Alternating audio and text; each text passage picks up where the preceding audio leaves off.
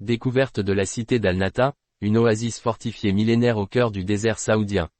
Une équipe d'archéologues dirigée par Guillaume Charlou, en collaboration avec des chercheurs saoudiens, a récemment mis au jour le site d'Al-Nata, une ville fortifiée vieille de 4000 ans, dans l'oasis de Khybar, au nord-ouest de l'Arabie saoudite.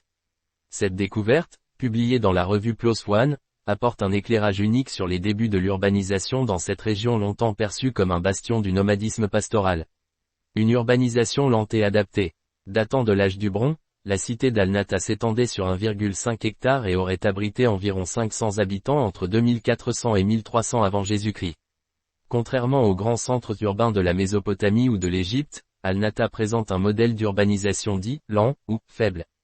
Ces structures témoignent d'une transition progressive vers la sédentarité, avec une organisation spatiale soignée, des quartiers distincts, un centre administratif, des habitations modestes d'1 ou 2 étages, le tout relié par un réseau de rues étroites, révélant une véritable planification urbaine. Des fortifications massives. Al-Nata était entouré de remparts imposants mesurant jusqu'à 6 mètres d'épaisseur, s'étendant sur environ 14,5 km.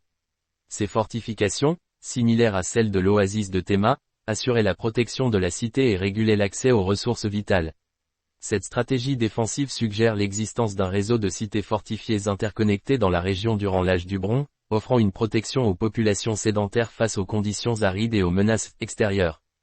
Un réseau d'échanges étendu. Les fouilles ont également révélé une nécropole à l'ouest de la ville, contenant des tombes en forme de tour, illustrant une organisation sociale hiérarchisée rare pour l'époque. Les objets retrouvés, notamment des haches, poignards et pierres précieuses, attestent de contacts commerciaux avec des régions éloignées, probablement facilités par la fameuse route de l'encens reliant le sud de l'Arabie à la Méditerranée. Ces échanges ont enrichi la culture matérielle d'Al-Nata et contribué à une organisation sociale plus complexe. Mystère autour de l'abandon du site. Malgré ces avancées, les raisons de l'abandon d'Al-Nata vers 1300 avant Jésus-Christ restent incertaines.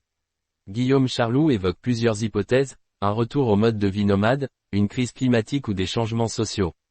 Les recherches se poursuivent pour mieux comprendre l'interconnexion entre Al-Nata et les autres sites fortifiés de la région, tels que Théma et Kouraya, et éclairer les dynamiques sociales et politiques ayant marqué le nord-ouest de la péninsule arabique durant l'âge du bronze. Cette découverte majeure renforce la compréhension de l'évolution des sociétés dans cette région stratégique, révélant une transition unique vers l'urbanisation au cœur du désert saoudien.